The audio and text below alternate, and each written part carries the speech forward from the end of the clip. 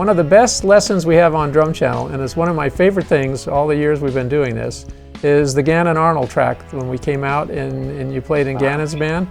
And I just, oh yeah, the fun thing was for him to memorialize in video the actual CD that he had out at that time with the original drummers. Sure. But I can't get my head out of the educational space to say, how can we make something that would be really educational out of this also, aside from drummers just breaking down what they just played. But that was the idea of, you all played Not From Here was the name of the song, and you didn't hear how the other drummer played it. And when you listen back to this, it was yourself, Taylor Hawkins, the great Taylor Hawkins, we certainly miss him, sure. Gary Novak, Simon Phillips, and Terry Bozzio. They all played the same song. And when you listen to it back, it's 5 completely different songs. The effect that a drummer has in a band is just dramatic, which is one reason why a Rick Rubin would call a certain drummer, because he would know he's going to bring this kind of a vibe to the band. I mean, just think of it. Who was it? I think it was Billy Moeller said on a little break when I was interviewing him, he said, yeah, Taylor Hawkins was, so far ahead of the beat that he had an intensity to it. Simon Phillips, it felt like in the middle of the chorus he went out for a cup of tea. He said, I know, right? He was laying back so far. He's such a gentleman, right? Yeah, right.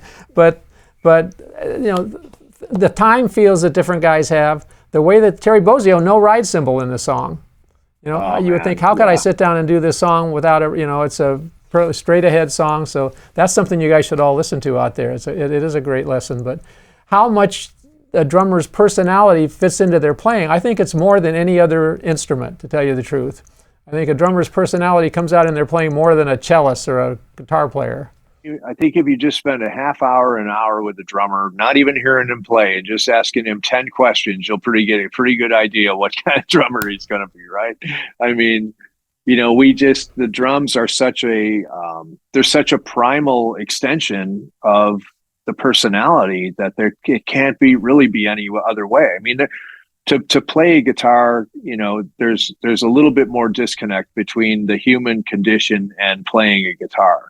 But the human condition, as it applies to playing the drum set, is very closely linked. I mean, the arms and legs, and the way you're thinking about things, the articulation, it's very much rooted in close to the day-to-day human experience. So I think, look at Buddy. I mean, Buddy, you knew Buddy. I mean, when you heard his drumming, you just easily be yelling at you or saying something that we know Buddy would say. I mean, it's incredible how much of his personality came through on the drum set. But that's what we're here to do, right? When you've had kids, I have kids.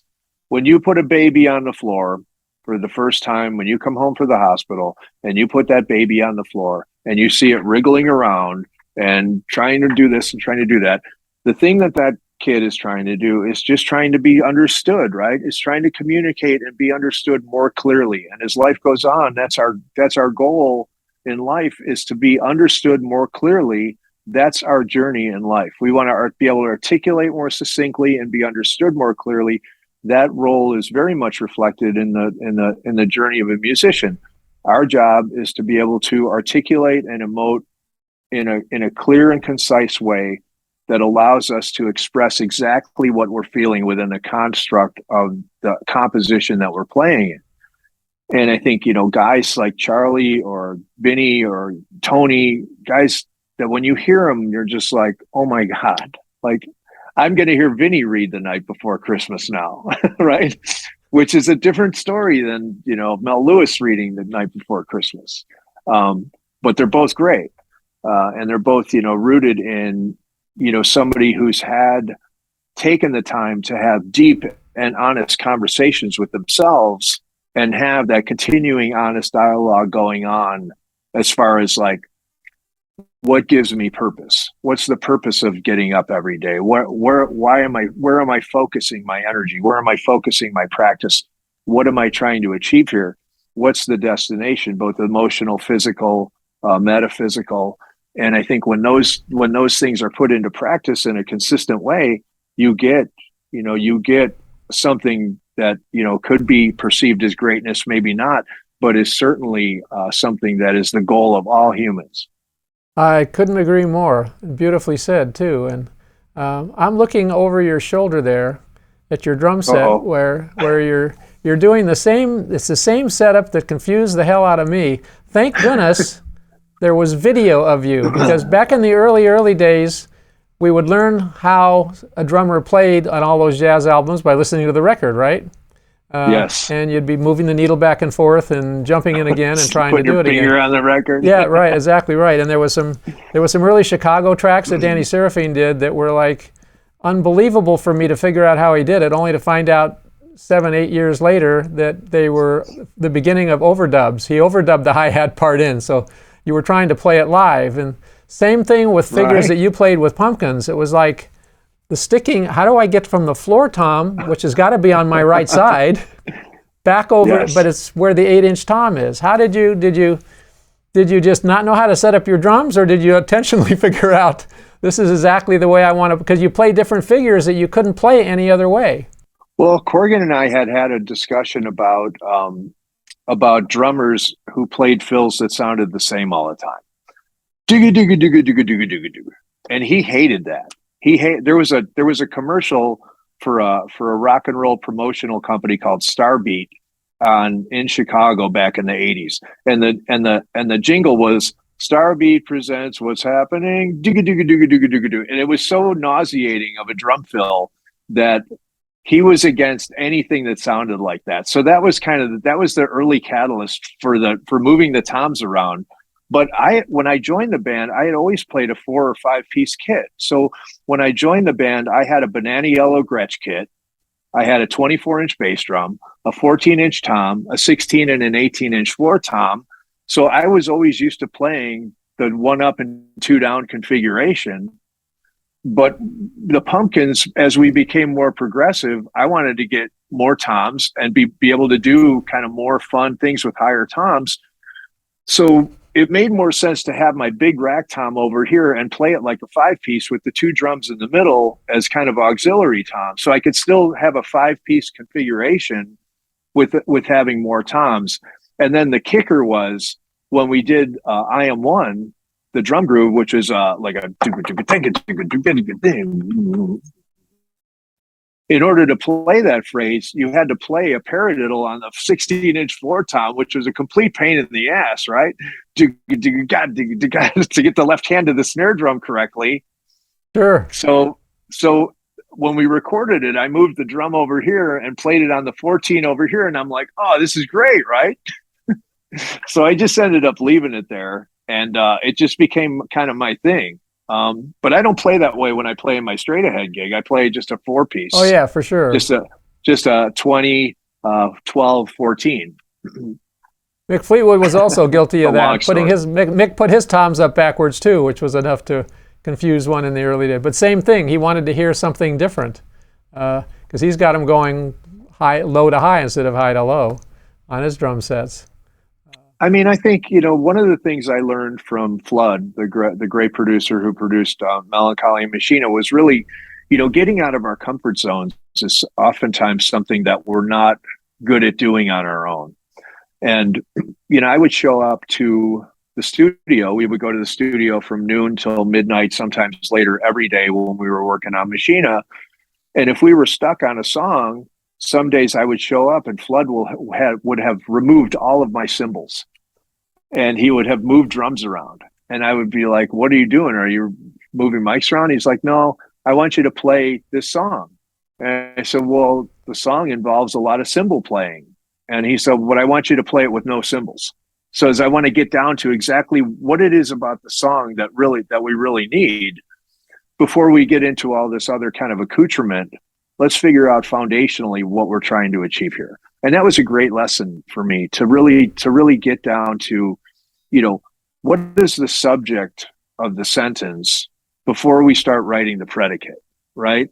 Because oftentimes the predicate is easy. I can do all this flashy stuff. I can make the drum sound super sophisticated. I can do all this kind of trickery. And when it's done, it sounds to the uneducated listener like this glossy, well put together drum take, because it's like there's so many moving parts that nobody can think anything different.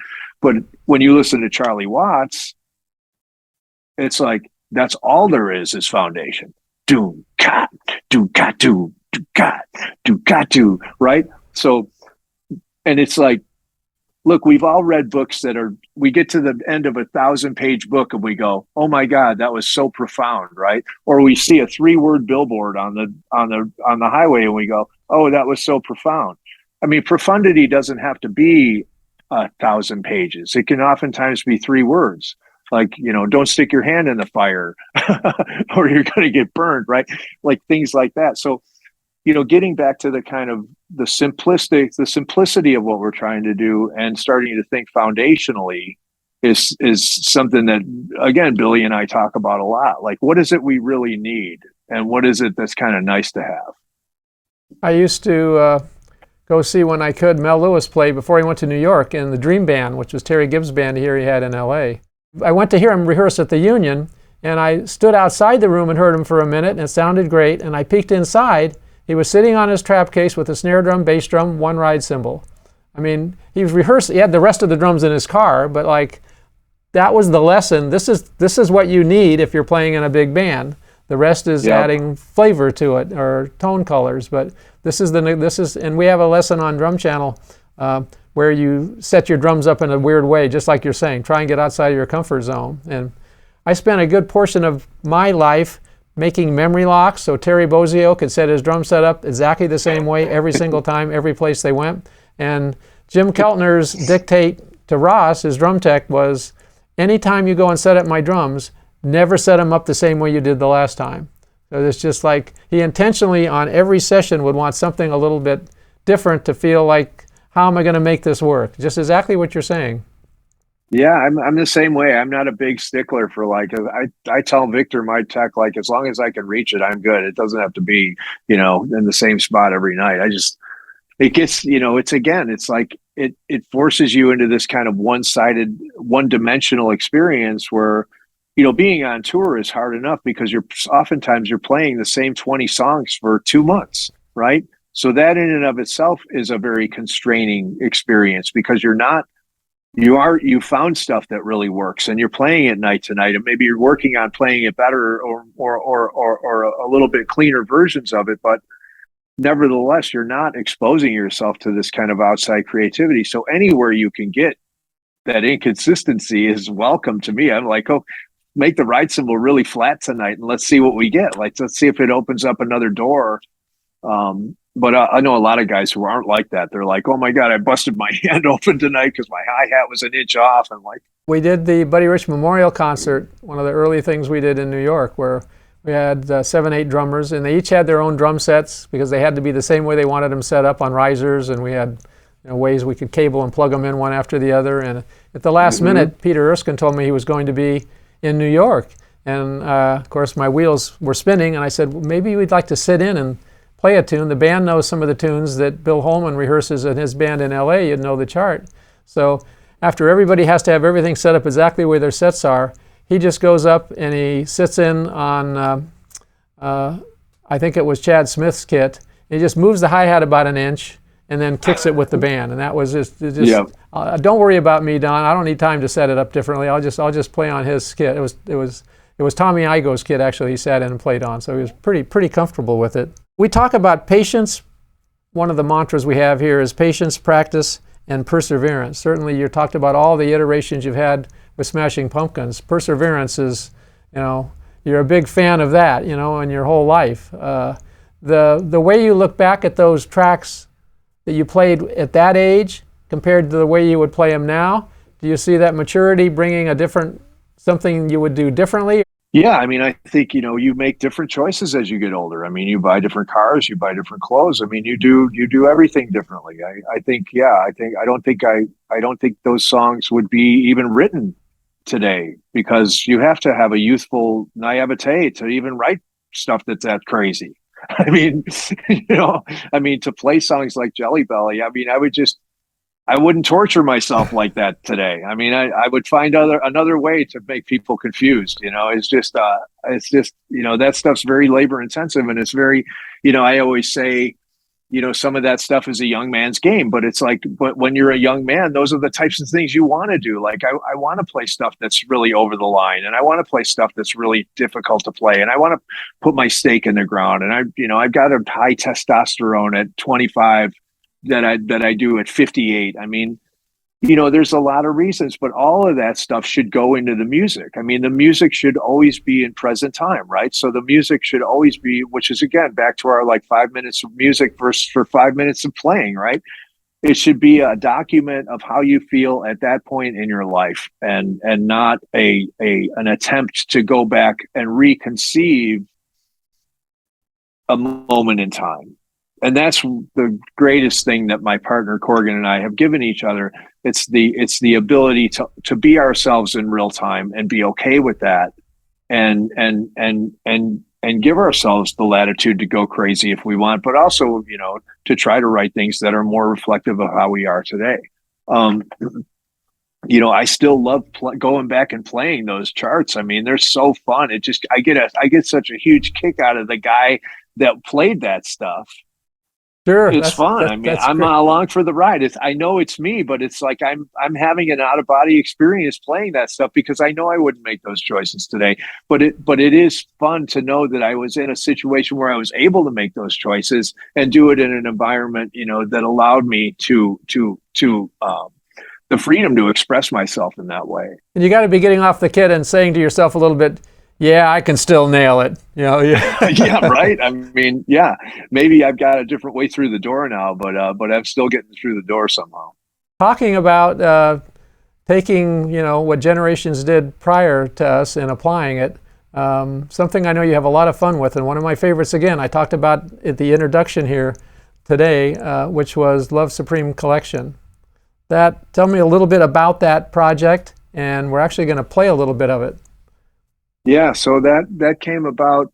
Frank is a huge Coltrane fan, obviously, and we do impressions and a couple other Coltrane songs in our set. And he called me up and he said, "Hey, I want to do a retrospective of some of the Love Supreme stuff, but I want to do it in kind of a modern context." And I said, "Well, who are we going to get to play on it?" And he said, "Percy Jones from Brand X." And I said, "Oh man, all right. I'll go to that session just so I can talk to Percy Jones about playing with Phil Collins, right? I don't even care if we play any music. Let's just order some food and sit down and talk about Brian Eno for a couple hours." But so, we got together, and, the thing about Percy, he's such an individual, and he's such his own guy. He's not the type of guy you can give a chart to and say, "Hey, here's the arrangement, let's play it." He'll play something once and never play it again. So we built built the entire session around Percy, just knowing that he was only going to be there for a couple days. But it was so fun, and I think it's not a traditional replication of Giant Steps, obviously, but the idea was to go in the spirit of Giant Step, or in the spirit of Love Supreme, and create something that was that freeing and had that kind of freedom about it from a musical standpoint. And we didn't have any music other than the Coltrane motifs when we went in, and we weren't really trying to be subservient to any type of arrangements. We just wanted to have those things as kind of signposts along the music, but everything else was open table, fair game, anything goes. And we just spent 2 days just stream of consciousness playing those jams. And Frank put them together as an album, and it came out. And I think it was actually a number one record. I think it was a number one jazz record, which was even, the icing on the cake. But yeah, super fun. And the idea, to play with Percy and just sit there between takes and ask him about, unorthodox behavior and all those great jazz fusion records he made in the 70s was such a blast. Got to listen to a few minutes of that, and we'll be right back.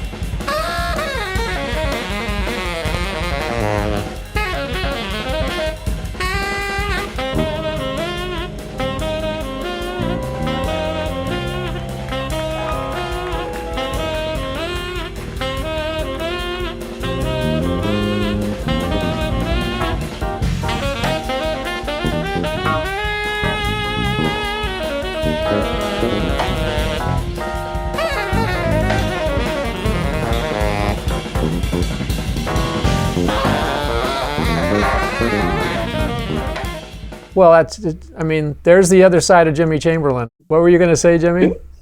I was driving in my car about a year ago, and I was listening to the WDCB, the jazz channel here in Chicago that I always do from the College of DuPage, and they were playing this ridiculous fusion stuff, and I was just listening to it. I'm like, man, this stuff is so burning. What the hell is this stuff? And then they were like, that was Jimmy Chamberlin and Frank Catalano versus Percy Jones, because it's like I never went back and listened to that stuff, maybe after we did it, but I never went home and played the record like 60 times, oh, listen to this stuff. I may have sent it to a few people, but like Moeller or something. But when I heard it, I was like, oh my God, that's so burning. And then I was like, oh my God, it's me and Percy and Frank. It was so funny. The perfect compliment. I was like, I actually think that I sound good for a change. Had you heard them play live, Coltrane and Elvin? No. Okay. No. That would have been. I was supposed to meet Elvin at the Groove All Stars, the Yamaha events that we did for NAMM. Remember, we used to do the Groove All Stars, so all the Yamaha drummers were supposed to play. The last one we did, Elvin was supposed to play, but he got sick and he didn't show up, and he died shortly after. So yeah, I never got to meet him. Yeah, I saw him play many times when they were at Shelley's. I would always send a sub to my gig and see him on the Tuesday, Wednesday, and Thursday when they were there. And actually had the opportunity to drive Elvin to the gig twice, which was really a thrill for me as a 17-year-old. Oh my gosh. Yeah. I mean, I grew up in Joliet, which was pretty far from Chicago, and my family was super poor. So I never really got a chance to go to the city and see any of my heroes. We just didn't have the money when I was a kid. And then when I got older, I was always just working. So I never got to see any of those guys, but the real McCoy, that record was so transformative for me. That record is still, when I listen to it, I get tears in my eyes. It's so good. The connection between McCoy's hands and Elvin's hands are just, it's ridiculous. Hearing them play live, standing behind Elvin for an entire night. Shelley's would be packed, so Shelley would let me stand on the door going by the kitchen, which is like 3 feet off the floor tom, pretty much. Like one night he said, Don, I got a job for you. He said, when the pitcher gets half full, give it to the waitress so she can fill it back up. Because Elvin had a pitcher like you would normally feed a family of 10 of beer next to the floor tom that he would drink out of. So that was my little Elvin job too while I was there watching him. But seeing him do that and the way he would interact with Coltrane too. There would be points where Jimmy Garrison would just stop for 5 minutes. It's just like, they've got their thing going, they're into it, just like I'll join back in a little bit later. And McCoy, unbelievable. And that's talk about recording something once and having it be there in posterity. You were born in 64. Love Supreme was recorded in 64. Right. The same year you were born. Yeah. And you guys should listen to the Love Supreme collection. They can probably see that on YouTube, right? Yeah, I think it's on Spotify or Amazon. And then the John Coltrane's original recording of Love Supreme. Those are two things that I think every drummer should look at. And that was. Every drummer should spend a lot of time listening to Elvin Jones. Every drummer, no matter what you're into, it's just that's a lot of the information that anyone needs to be anything great is contained in his drumming. If you're a drummer, you'll understand it on a much deeper level than most people. But that stuff is just, again, it's like when you realize that that's the type of stuff that's possible, it allows you to start to have that kind of spiritual upward mobility, right? Like when I was a kid playing my drums, I knew that I could go work on the railroad with my dad. But when I sat behind my drum set, I could dream about something that was potentially unattainable. But just being able to dream in the context of practicing gave me an escape from the mendacity or the normal life that I lived. And the more I enjoyed dreaming that way, the more those dreams started to manifest in my reality. And I started to play. I got a polka gig at 14 and 15 playing on TV in Chicago. And from then I joined a variety show band that was playing 30 shows a month. And I stayed with that band up until I played with the Pumpkins. So, it's important to play your instrument and see yourself in the incarnation that you want to be in. when you're playing, try to see yourself where you want to be, right? And then, you're putting in your Amazon order to the universe. I mean, you're seeing yourself in the band you want to be in. You want to see yourself in a band that allows you the latitude and freedom to be an individual and to have input and to have ownership over your life. That's those types of goals and those types of dreams are just as much as the musical journey as the paradiddles and the flammecues and all the stuff that we practice, endlessly. It's a big part of the evolution of the drum set in general, going from the 40s where the bass drum was on every beat into bebop into the 50s. And then as a young teenager myself, you think you've got the Chapin book down, and so that's what bebop's all about, and you're playing patterns. And then at 19 you hear Elvin, and it's like the whole game starts all over again. This has nothing to do with anything I've studied. This is another there's another whole world approaching us here. And then you hear Tony, and you're like, oh my God. There's another, right. So it's. I think that's why the drummers have such a camaraderie, probably more than other musicians in terms of giving, because the knowledge of the instrument is almost endless, and it's so much somebody's personality. You're going to play the exact same beat different than the way 4 other drummers are going to play the exact same beat. It's every time. It's every single time. Yeah. I can't thank you enough for taking time to join us today, Jimmy. We could talk on and on. This is really exciting. I know, it's always so fun, Don. I love talking to you. Yeah, it's great. It's really good soul food. And when you get out here to the West Coast, we'll hook you up with some mutual friends and get together and do some jamming. Absolutely. I'm out. We're playing Hollywood Bowl, I think, in November. So, I've got a few days before and after that. And even if I stay in LA for a couple of days after that and we do something, Drum Channel would be amazing. We'll plan some surprises for you out there. Thank you again, Sounds Jimmy. Good. I'll give you the through the screen handshake. See you very soon. Bye, Don. Thank you so much. Take care. And thank you for watching today. See you next week on Lombardi Live.